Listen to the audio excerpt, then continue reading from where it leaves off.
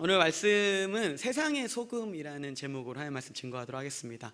우연하게 짠 건 아닌데 지난주 오후 예배 설교도 제가 했고 이번 주도 2주 연속으로 좀 설교를 하게 됐는데 지난주에 빗을 했습니다. 그래서 사실 소금도 같이 해야 되거든요. 그래서 이거는 주님이 인도하셨다. 그래서 이렇게 소금을 하자 이러면서 이제 준비를 좀 해봤습니다.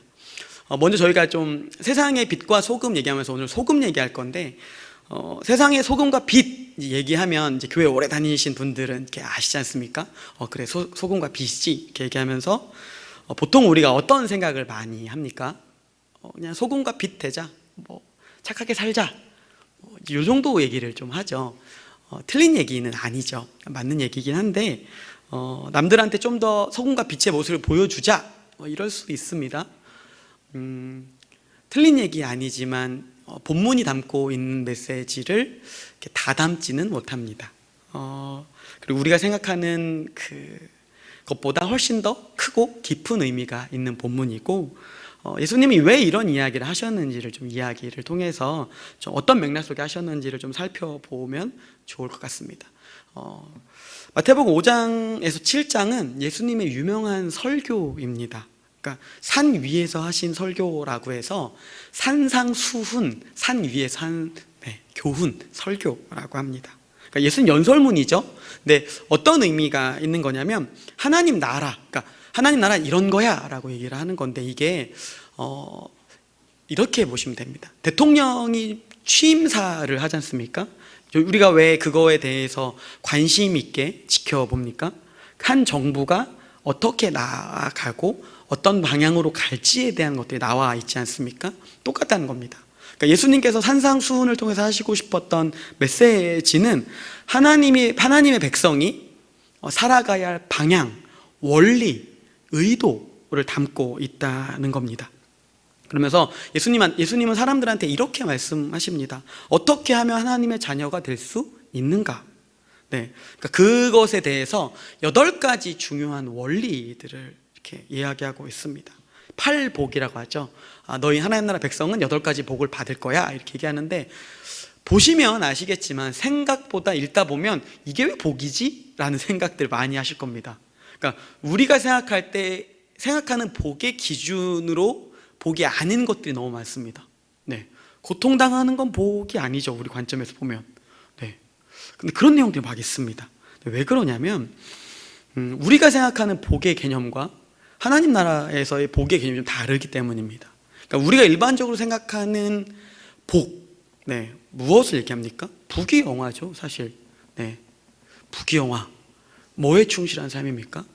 대놓고 얘기하지 않지만 욕구에 굉장히 충실한 삶입니다. 복 받았다. 욕구가 충만하게 채워진 삶이다. 물론 그걸 자랑하거나 부러워할 필요는 없겠죠. 근데 그 내면에는 그것들을 부러워하는 마음속엔 그런 기저에 그런 마음들이 깔려 있다는 겁니다. 근데 하나님이 생각하는 하나님 나라가 추구하는 방식의 복은 뭐냐라고 할 때 복음으로 사는 삶이 복이라는 겁니다.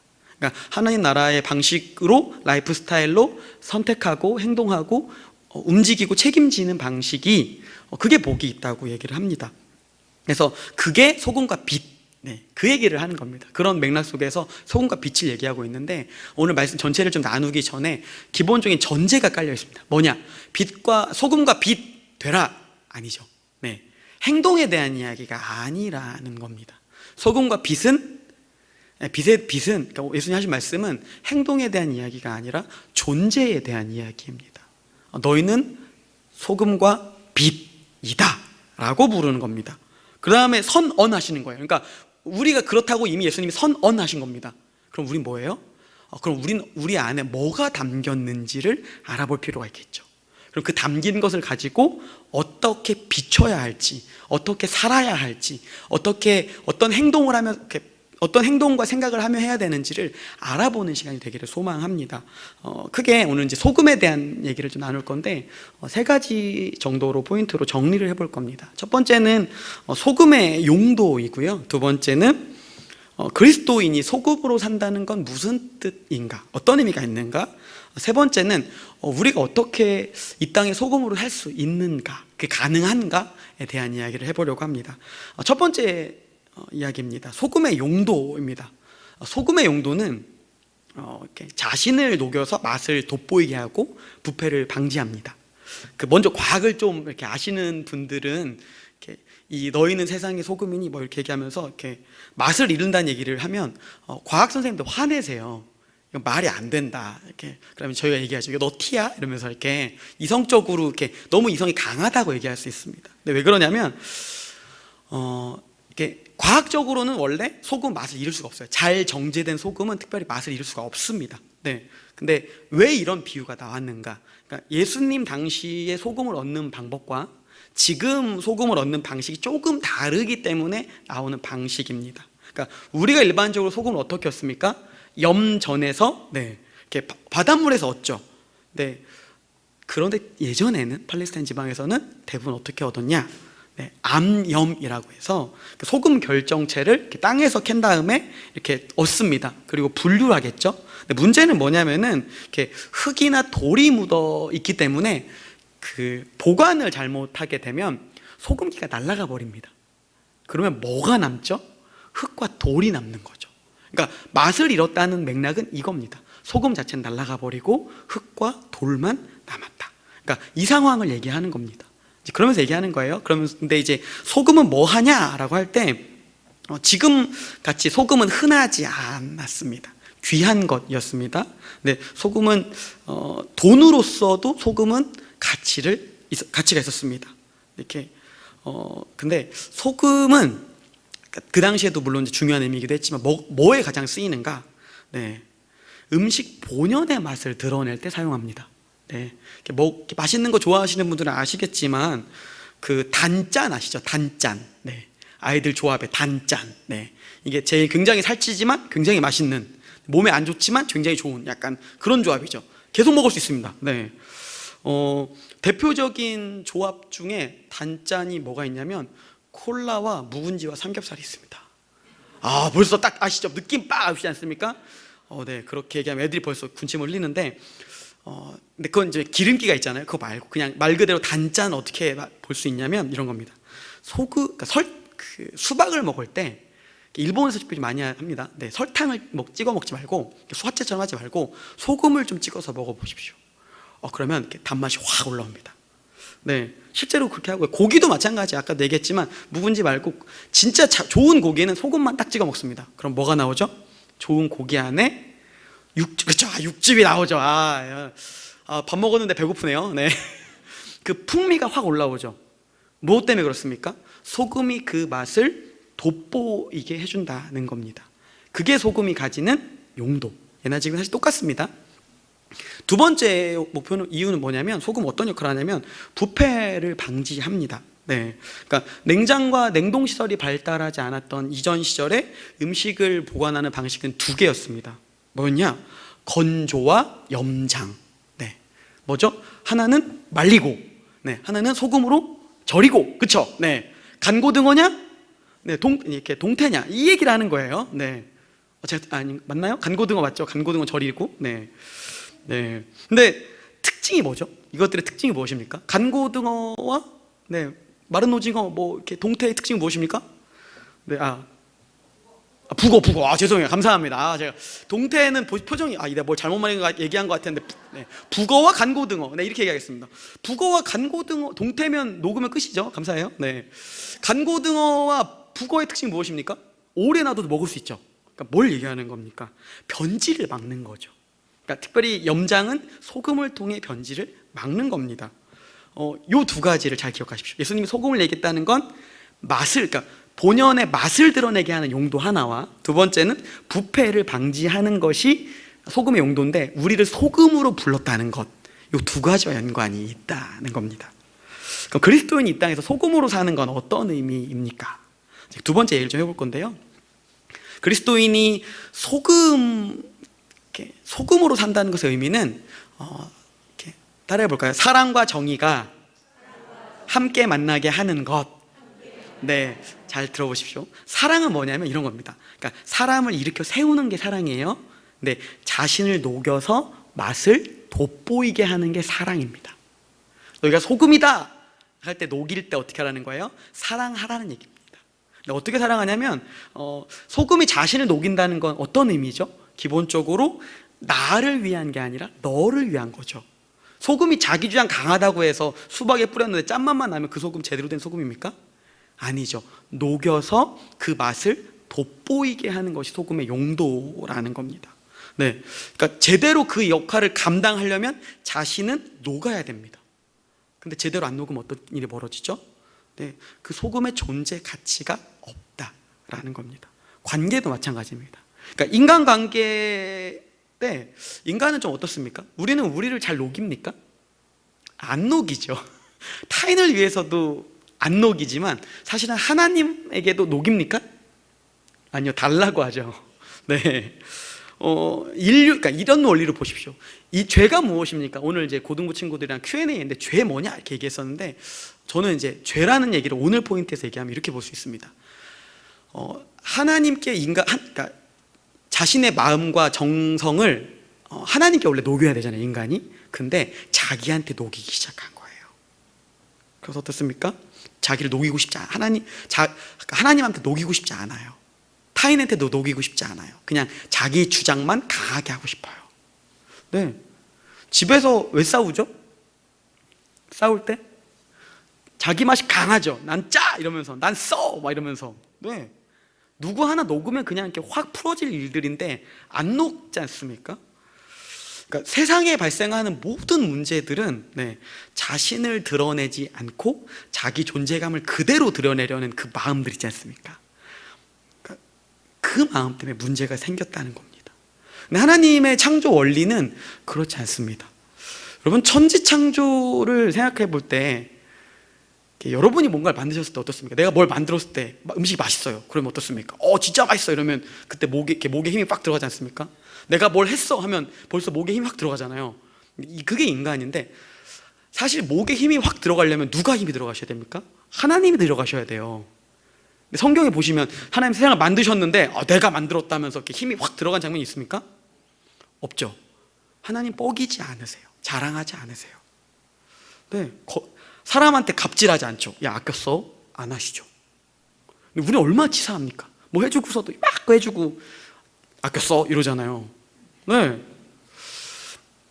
그 생각해 보십시오. 하나님이 세상을 만들었는데 쉽게 만들었을까요? 아니요. 하나님 세상을 만들었을 때 자기를 녹이셨습니다. 그 모든 창조물 속에 뭐가 담겨져 있습니까? 하나님의 정성이 담겨 있어요. 하나님의 마음이 녹여져 있습니다. 세상은 뭐가 담겨 있는 겁니까? 하나님의 마음이 녹여져 있는 곳, 하나님 자신을 녹인 곳이라는 겁니다. 인간은 누구입니까? 하나님 자신을 녹여서 만든 존재, 이렇게 바라보시라는 겁니다. 네. 그래서 우리 안에 뭐가 담겨 있어요? 하나님의 깊은 사랑이 담겨져 있다는 겁니다. 근데 우리 안에도 잘 안 녹는데 아주 드물게 자신을 녹일 때가 있습니다. 언제인지 아십니까? 사랑할 때 녹입니다. 여러분이 언제 녹죠?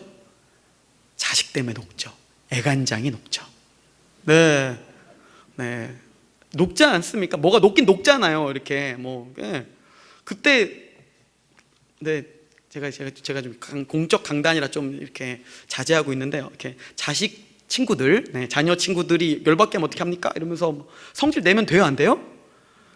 내고 싶죠. 근데 참으시는 순간들이 있죠. 왜 그렇죠? 애가 귀해서. 네. 나는 그때 누가 녹습니까? 자식이 녹나요? 내가 녹죠. 네. 또 하나가 있습니다. 배우자 때문에 녹을 때가 있습니다.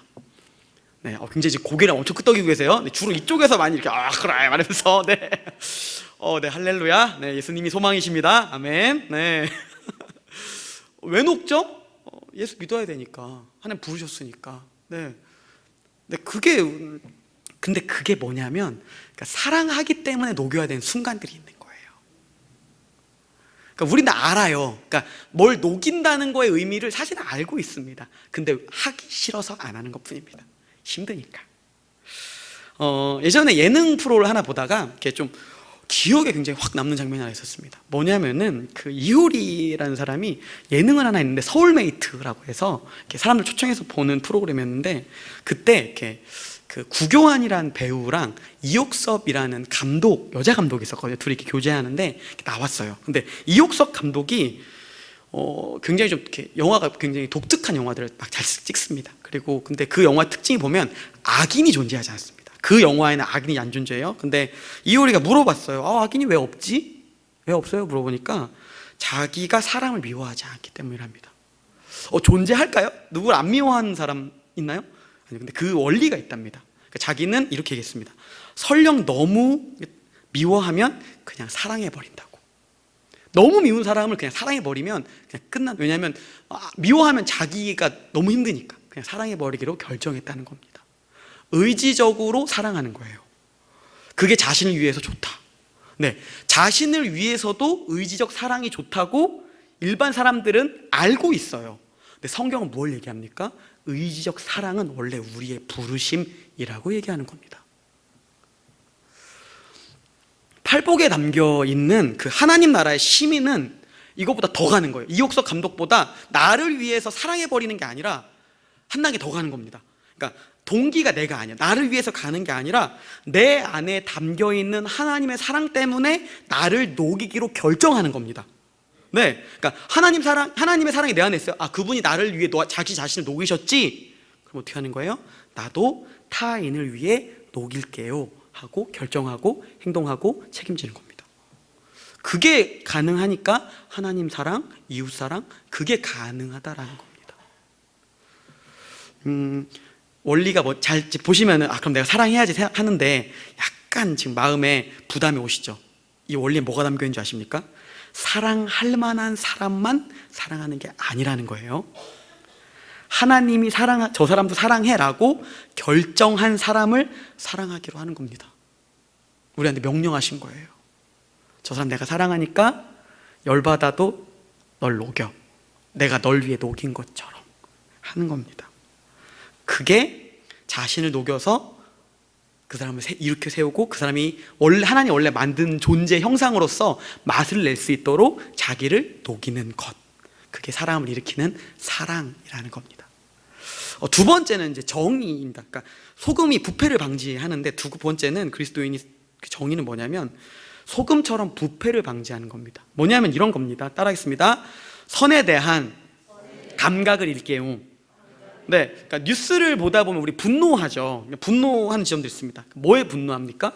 세상에 망가짐을 볼 때 분노하는 지점들이 있죠. 그러니까 세상의 불합리함과 불공정 속에 있는 사람들 보면서 안타까워하죠. 근데 오래 가십니까? 잘 안 가죠. 잠깐 댓글 좀 쓰다가 찌릿하다가 끝나죠. 왜 그런지 아십니까? 당장 나랑 크게 연관이 없어 보여서 그렇습니다. 담임 목사님께서 2주간 자연 환경에 대한 이야기 기억나십니까? 계시록 때 확 와닿으셨습니까? 난감하셨을 수도 있어요. 제가 봤을 땐. 왜냐하면 그 주제들은 사실 굉장히 성경적이고 요즘 신학계 안에서도 굉장히 핫한 주제들이에요. 사실은. 그러니까 목사님 고민하신 거죠. 이 주제를 우리가 고민해야 한다는 겁니다. 근데 우리한테 그게 확 와닿습니까? 생각보다 안 와닿았을걸요. 우린 분리수거 잘하고 비닐 잘 뜯고, 네, 음식 쓰레기 잘 버리면 끝인 것처럼 생각하잖아요. 근데 왜 안 와닿죠? 문제의식이 없기 때문입니다. 누군가 걸 던졌고 우리는 뭘 해야 되냐면 반응해야 하는 겁니다. 그러니까 그 설교에 대해서, 그 말씀에 대해서 우리가 진짜 중요하구나라고 생각했다면 감각이 있으신 거예요. 근데 그거에 대해서 그래 그렇구나 하고 가셨다면 고민해 보십시오. 내가 하나님이 만든 이 땅 속에 피조물의 아우성 속에도 내가 타인에 대해서 얼마나 무감각한 사람인지를 고민해 보시라는 겁니다. 생각보다 소금으로 사는 건 훨씬 더 많은 책임을 요구합니다. 근데 이런 망가짐을 보고 안타까워하는 사람들이 있죠. 그리고 우리는 안타까워만 하죠. 잠깐. 근데 실제로 거기에 움직이는 사람들이 있어요. 움직이는 사람들. 근데 그런 사람들, 망가진 부분을 수리하고 돌려놓으려고 하는 사람들이 있습니다. 그때 우리가 어떤 생각을 하죠? 두 가지를 느낍니다. 첫 번째는 왜 저래? 우리 좀 있지 않습니까? 왜 저래? 굳이. 두 번째 어떤 감동인지 아십니까? 그 속에 이면에 뭐가 있냐면 그래도 대단하다, 경외감을 느낍니다. 이게 같이 갑니다. 왠지 아세요? 경외감을 느끼는데 왜 저래 합니다. 나는 못하니까, 나는 안 하니까. 자신도 옳다고 생각하지만 용기가 없기 때문에 이렇게 움직일 용기가 없는 거예요. 반대로 또 하나는 아예 마음도 없기 때문입니다. 우리의 선sel입니다. 사랑은 이해가 되시죠? 근데 정의가 이해가 안 되시죠? 약간 동의가 안 되시죠? 근데 고민해 보시라는 겁니다. 분명히 같이 부르셨습니다. 근데 왜 이런 일을 우리 안에 계속 이런 일들이 우리 안에 근데 보면 그래도 잠깐이라도 왜 분노한 줄 아십니까? 하나님이 우리 안에 새겨두신 정의에 대한 갈망 때문입니다. 원래 그래서 그리스도인은 어떤 사람이냐면 실제로 불의에 대해서 저항하는 사람이 그리스도인입니다. 환경 오염이 있어요? 그러면 나는 그것에 대해서 좀 더 불편한 삶을 살기로 결단하는 사람이 그리스도인이라는 겁니다. 근데 문제는 이제 중요한 건 뭐냐면 이 두 가지, 사랑과 정의, 이 두 가지를 사랑만 하시면 안 된다는 겁니다. 정의만 하시면 안 된다는 겁니다. 같이 가야 한다는 겁니다. 만나야 한다는 겁니다. 사랑만 하잖아요. 그럼 어떤 일이 벌어지냐면 그냥 착하게 살다 끝이에요. 그럼 마지막에 뭘로 빠지는 줄 아십니까? 그저 자기 만족으로 빠집니다. 정의만 추구하다 보면 뭐만 남는 줄 아십니까? 악만 남아요. 악만 남아요. 깊은 자기의만 남습니다. 우리나라가 7, 80년대에 굉장히 많은 민주화 운동을 했지 않습니까? 굉장히 데모도 많이 했잖아요. 근데 그들이 싸움하고 났더니 어떤 일이 벌어졌습니까? 그들도 괴물이 됐잖아요. 그게 사랑과 정의가 같이 안 만났을 때, 정의만 추구하며 했을 때, 그들 안에 또 다른 정의만, 자기의 정의만 있을 때 발생하는 문제라는 겁니다. 복음은 이걸 같이 하라고 합니다. 사랑이 있지만 정의가 있습니다. 대표적인 예가 뭔지 아십니까? 이제 우리나라보단 좀 미국의 예가 좀 더 적절할 것 같은데요. 그러니까 마틴 루터 킹 목사님, 흑인 해방 운동하셨던 마틴 루터 킹 목사님이 운동할 때 어떤 운동을 했습니까? 비폭력으로 했었죠. 분명히 일이 되게 하는 건 폭력으로 할 수 있습니다. 근데 어떤 원리로 갑니까? 그들도 하나님 부르신 기준을 생각나게 하고 사랑과 정의가 같이 만나게 간 거예요. 옳지 않은 것에 대해서는 우리 분명히 저항해야 되는데 어떻게 저항해야 되냐면 무례하지 않게 품위 있게 우리에게 부르심을 따라 저항하는 겁니다. 사랑은 무엇입니까? 나에게 반대하는 사람, 악에 대해서도 그들에게도 긍휼함을 가지고 같이 가는 것. 내 주변에 있지 않습니까? 그 사랑과 정의의 마음을 같이 가는 겁니다. 네. 근데 이제 이런 얘기 들으면 너무 멀죠. 가능은 한 거야? 난 하나만 해도 너무 버거운데? 너무 무거운 거 아닌가? 더 의무처럼 다가올 수 있습니다. 근데 실상 그렇지 않습니다. 성경은 우리한테, 예수님은 이 얘기를 우리한테 도전하시면서 얘기하시면서 이미 너희가 그것들을 누리고 너희가 그런 존재, 내가 너희를 그렇게 만들었다라고 생각하신 전제 속에 깔려 있는 겁니다. 세 번째 이야기를 좀 해보도록 하겠습니다. 우리가 이 땅에 소금으로 살 수 있는 이유입니다. 네, 따라해 보겠습니다. 울음 가득한 이 세상 속에 예수님이 오셔서 자신을 녹여주셨습니다.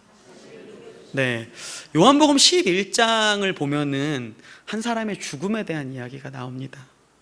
누구냐면 나사로입니다. 마리아와 마르다의 오빠입니다. 예수님께서는 자신이 아끼는 나사로가 아프다고 이야기를 들으세요. 근데 바로 가야 되잖아요. 바로 가지 않습니다.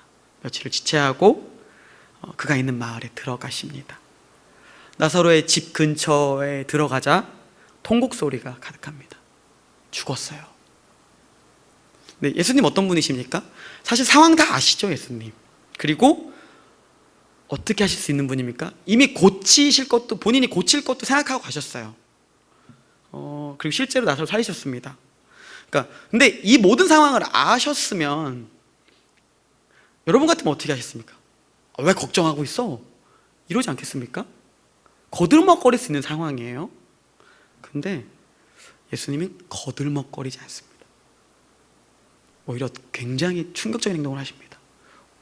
이 모든 상황을 다 아세요? 근데 그분이 우세요. 요한복음 11장 33절에서 35절까지의 말씀인데요, 제가 읽어드리겠습니다.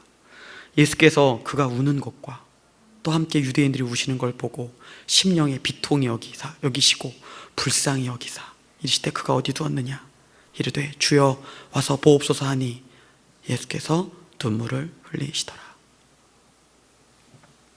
예수님 비통해 하시죠. 불쌍히 여기시죠. 근데 뭐에 비통해 하시는 줄 아십니까? 그 사람이 불쌍해서? 아니요. 그 사람을 죽게 만든 죄로 인해 오는 사망의 결과가 너무 슬프기 때문에 예수님 안타까워하면서 우시는 겁니다. 이 땅 뭘 보여주는 겁니까? 이 땅은 아무리 노력해도 끝엔 뭐예요? 울음이잖아요.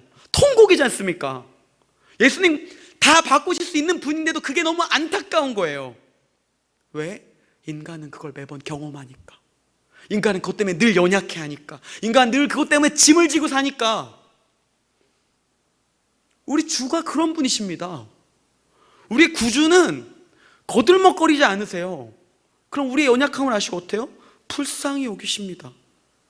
네, 예수님 어떻게 하십니까? 그리고 울음이 가득한 그 초상집에 나사로의 그 죽음에 대해 명령하십니다. 나오라고. 문을 열고 나오라고. 어떤 일이 벌어집니까? 진짜 나사로가 나옵니다.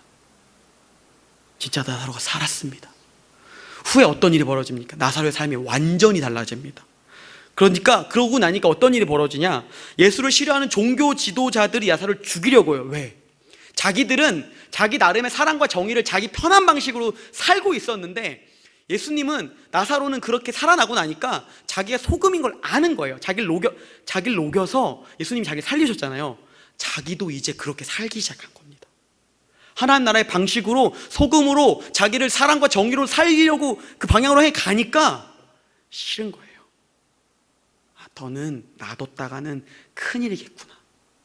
그래서 나사로도 죽이려고 합니다. 그가 예수님한테 받은 사랑과 정의 때문에 삶이 완전히 달라졌기 때문입니다. 네, 그가 녹이는 거예요. 요한복음 12장 9절에서 11절 말씀인데요, 제가 읽어드릴게요. 유대인의 큰 무리가 예수께서 여기 계신 줄 알고 오니 이는 예수만 보기 위함이 아니요 죽은 자 가운데 살리신 나사로도 보려 함이로라. 대제사장들이 나사로까지 죽이려고 모의하니 나사로 때문에 많은 유대인이 가서 예수를 믿음이로라. 나사로의 삶 자체가 누군가의 양쪽 감정이 다 나온다고 했죠. 외절애와 경외감이 같이 들어가는 겁니다. 왜? 예수님이 굳이 안 해도 되는 그 외절의 삶을 나사로한테 보여주셨죠. 근데 그를 살리셨죠. 경외감 있는 행동을 그분이 하셨습니다. 예수님이 그의 울음 가득한 인생 속으로 들어오셨어요. 이게 왜 가능합니까? 여러분의 인생 속, 그 울음 가득한 인생 속에 예수님이 들어오셨습니다. 그리고 어떻게 하셨습니까? 인생의 절망, 우리 모두 죽음을 경험하지 않습니까? 물리적 죽음만이 죽음이 아니죠. 어떤 것 죽음입니까? 존재의 죽음. 내 존재감이 없어지는 것도 죽음이잖아요. 돈이 없어지면 내 삶의 모든 다른 경제적인 어려움도 죽음이지 않습니까? 그때 계속 비참함을 느끼지 않습니까? 그때 예수님 어떻다는 겁니까? 거기 찾아오셔서 우리를 건지신다는 거예요. 거기에 내 마음이 무너지지 않도록, 거기에 내 존재가 무너지지 않도록 그리스도가 우리를 건지신다는 겁니다. 우리가 그리고 그분 어떻게 되셨습니까? 나사로를 살리려고 애통하고 비통해 하신 다음에 그분은 사실 그가 대신 지어야 되는 죽음 속으로 자신이 들어가십니다. 무덤 속으로 들어가십니다. 우리 인생이 겪어야 되는 모든 인생의 다양한 죽음 속으로 누가 들어가셨습니까? 그리스도가 그 무덤 속으로 다 들어가셨습니다. 그분이 우리 주님이십니다. 예수님 왜 오셨어요? 사람 안에 있는 하나님의 형상, 우리 안에 하나님 닮은 맛이 있지 않습니까? 그게 제대로 드러나게 하려고 주님이 오셨습니다. 방법은 세상을 만드신 하나님과 똑같습니다. 자기를 녹였습니다. 자신의 마음을 녹였습니다. 자신의 존재를 녹였습니다. 나사로는 예수님으로부터 조건 없이 사랑받았습니다. 근데 잊지 마십시오.